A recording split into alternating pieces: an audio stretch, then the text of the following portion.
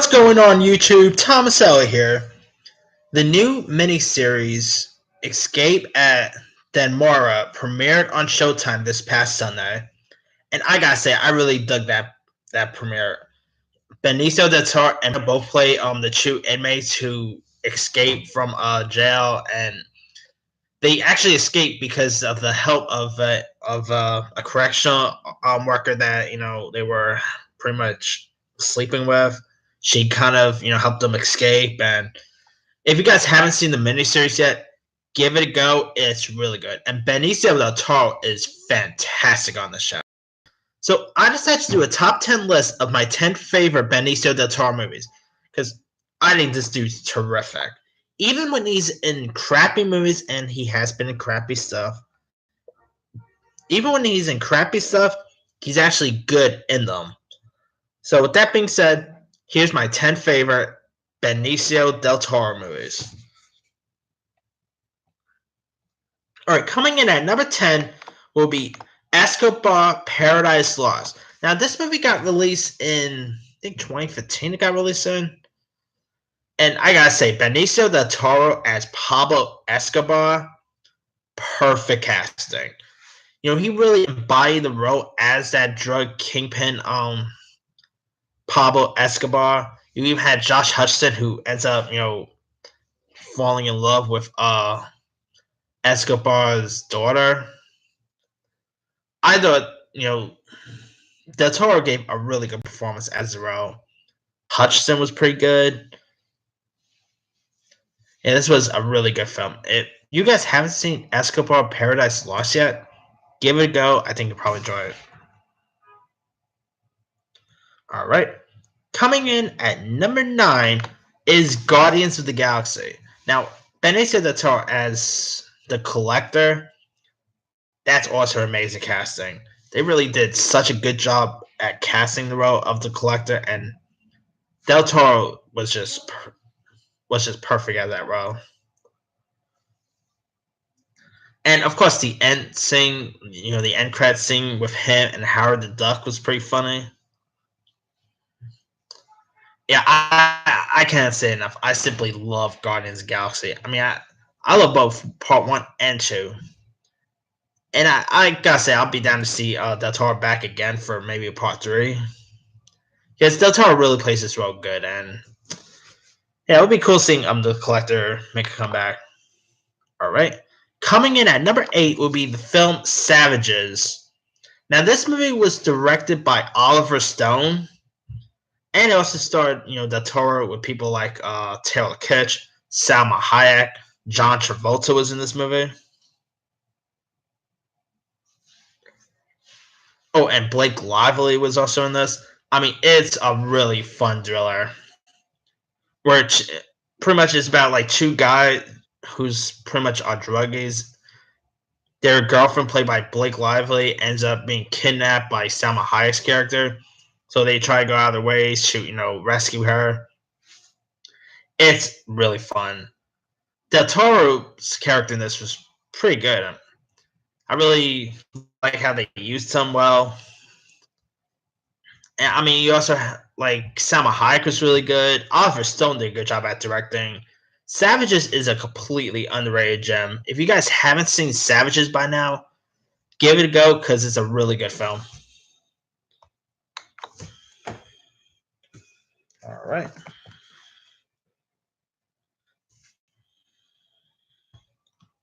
Coming in at number 7 will be the Alejandro G. Inarritu film.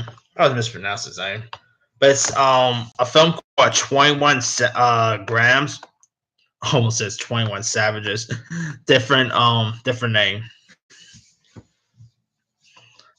Now, in this film, plays with the idea of straightforward storytelling as about a group of troubled people who find that they are linked in a unpredictable ways.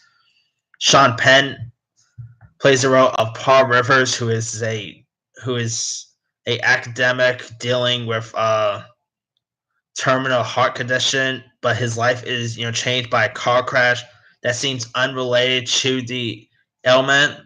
And the traffic accident also involves ex-con men Jack Jordan, played by Benicio del Toro, and also it features Naomi Watts. She's in this. I mean, this movie got released way before Birdman got released.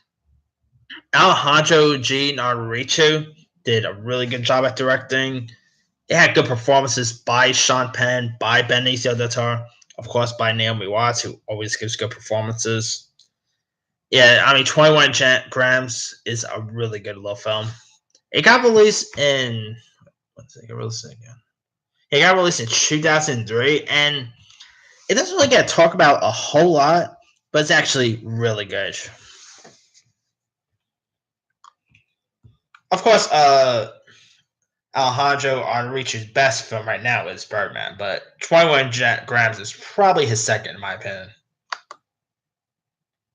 All right, coming in at number 6 is Silver, featuring an ensemble that includes Del Toro, of course, Jessica Wood, Bruce Willis,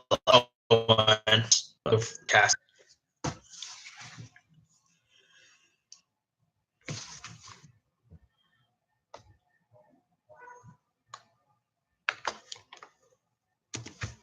Okay, sorry about that, guys. Anyway, as I was saying, Benicio del Toro in Sin City was really good. Of course, Benicio del Toro is always good, but I gotta say, I love Sin City. The stories that's told in this film is I always dug, and of course, the casting I always liked. What Robert Rodriguez did with Sin City is just incredible. I mean, it's full on black and white with some color here and there. Yeah, I mean, Sin City is awesome. And the sequel's not that bad either. Or I should say prequel, really. All right. Coming in at number 5 will be the film Basquiat. Now, this was Benicio del Toro's, earliest roles.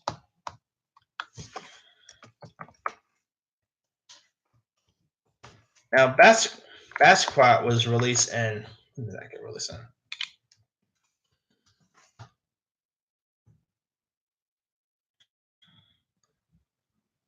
Oh yeah, it was released in 1996,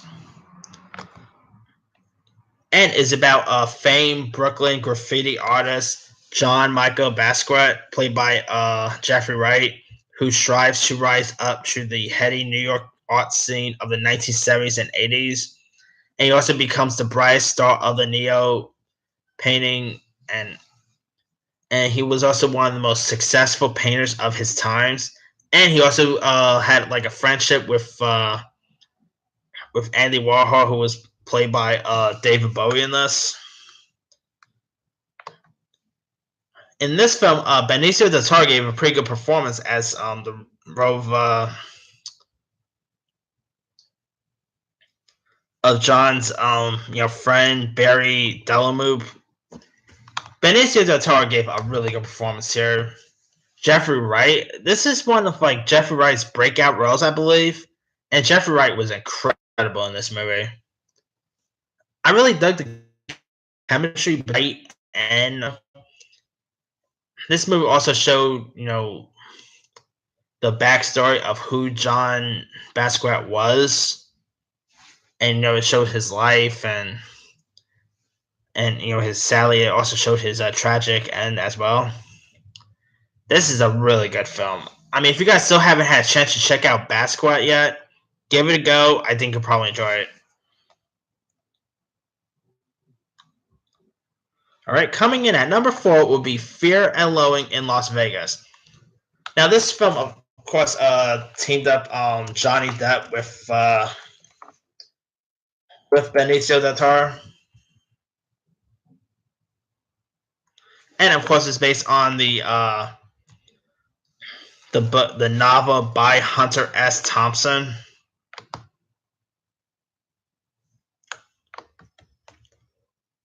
I mean, Johnny Depp and Benicio del Toro, I thought had some good chemistry in this movie. It was also directed by Terry Gilliam, who did a really good job at directing this. You also had Cameron Diaz.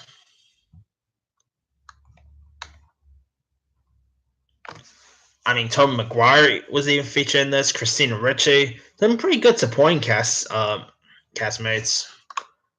I mean, this movie like recently just turned 20 this year, and I think it's a film that still holds up today. People call it like a cult classic. To me, it's just a regular classic. It's a really good film. If you guys still haven't seen Fear and Loathing in Las Vegas yet, check it out. It's another really good Del Toro film. And I recently did my 10 favorite Johnny Depp movies, and this film was also in that list as well. It's that good. All right. Coming in at number 3 is Sicario. Now, Benicio del Toro as the villain in this is perfect. It's definitely one of Del Toro's best performances of his career. He was amazing in this movie. And of course, you had Emily Blunt, who's Brolin. It was also directed by Denis Villeneuve, who of course recently did Blade Runner 2049. The first Sicario it's actually one of the biggest surprises I've seen because I remember when I first saw the trailers, I didn't really care much for the trailers, to be honest with you. But then I saw the movie, and it was actually really solid. We have some good performances, good direction. Such an amazing film. And they also recently did that Sicario Day of the Soldado. Such a disappointment. I mean, Benicio del Toro was actually good in the movie. Just the movie itself wasn't good. I'm just gonna say it now. Day of the Soldado was horrible. Yeah, that was definitely not good. I mean, who knows? Hopefully, if they do part 3, it could end up being better. But part 2 didn't do so well, so God knows if part 3 will ever happen. We'll see. Anything's possible. But all I know is the first Sicario is watchable. The sequel, definitely not so much. All right. Coming in at number 2 will be The Usual Suspects. Now, this was also one of Del Toro's earliest roles. It was directed by Bryan Singer, who of course went on to do the X-Men films.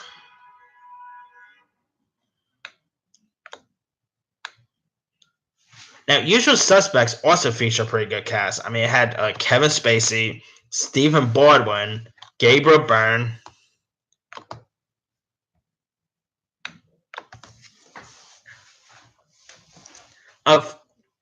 Of course, this is a '90s classic. It of course had that you probably didn't see coming. I'm not gonna spoil what the twist is because I still don't know how many people haven't seen Usual Suspects yet. But if you guys haven't seen Usual Suspects, what you're waiting for? It's a '90s classic, like I just said, and had pretty good performances. I mean, Kevin Spacey was amazing in this. Of course, Del Toro was good. Such a classic movie. All right, coming in at number 1 is Traffic. Now, this movie got released it got released in 2000.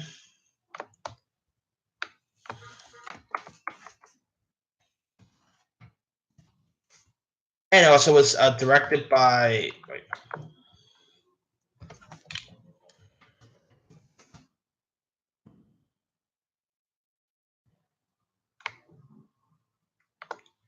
And was also directed by Steven Soderbergh. It's pretty much a look at America's war on drugs through several, interconnected stories. The stories aspect of this was really good. And it had a pretty terrific cast. I mean, we're talking Michael Douglas, Catherine Zeta-Jones, Don Cheadle was in this. You had Dennis Quaid.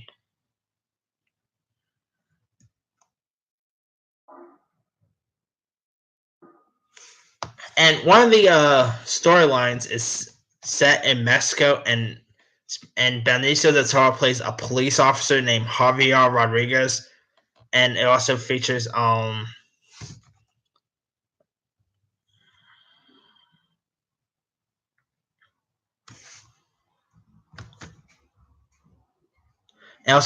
a very good Mexican actor, Jacob Vargas, as his partner, Manolo Sanchez.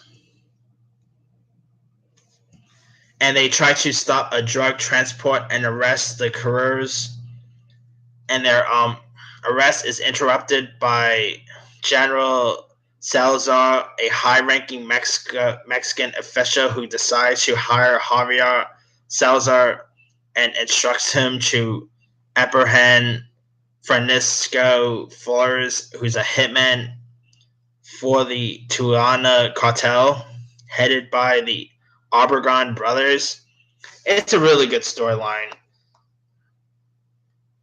Benicio del Toro as the role of Javier Rodriguez was good. I mean, I really dug his chemistry between with Jacob Vargas, who was pretty good in this as well. It's a really intense thriller. I mean, it's has really good cinematography. This movie would leave you hanging from beginning to end. Of course, like I said, the cast is good. Steven Soderbergh did a pretty good job at directing. Yeah, again, Soderbergh always does a good job. Yeah, Traffic is an amazing movie. If you guys still haven't seen Traffic by now, it's another Benicio del Toro movie worth checking out. But yeah, that's pretty much it for my 10 favorite Benicio del Toro films. Here's a quick rundown. Paradise Lost. 9. Guardians of the Galaxy. 8. Savages. 7. 21 Grams. 6. Sin City. 5. Basquiat. 4. Fear and Loathing in Las Vegas. 3. Sicario. 2. The Usual Suspects. And 1. Traffic. Now, he's been in loads of other stuff over the years. Now, of course, I also dug Star Wars The Last Jedi, but I kind of felt like they really botched his character in The Last Jedi. Like, they really wasted the Del Toro character. He was really good in The Wolfman, but the movie itself wasn't all that great, to be honest with you. He was also in The Hunted, which wasn't all that good either. Snatch, the Guy Ritchie film, he was good in. The Bond movie, License to Kill, which was one of his earliest works. Big Top Pee-wee? I keep forgetting he was in that. Inherent Vice, the Paul Thomas Anderson film is pretty good. Chi Part 1 is a good one. Chi Part 2 is another good one. The Fan, with the one that he was in with De Niro and Wesley Snipes, is good. Yeah, I mean, the guy's been in loads of stuff over the years. But let me leave it to you guys. What are your favorite Benicio del Toro movies? Drop a comment below. Don't forget to like, subscribe, hit that bell for more notifications. This here is Thomas L. signing off.